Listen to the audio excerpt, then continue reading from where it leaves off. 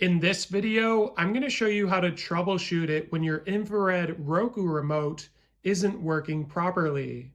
Now, if you've recently ordered a Roku Express, you'll get a remote like this, and it's a little bit older and uses different technology from the newer remotes.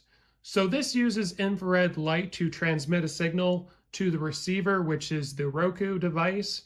And in order to ensure that it's working properly, there can't be any obstructions between this infrared light here and the receiver that is your Roku, even glass or just anything like that. So make sure that there's a clear line of sight between the two.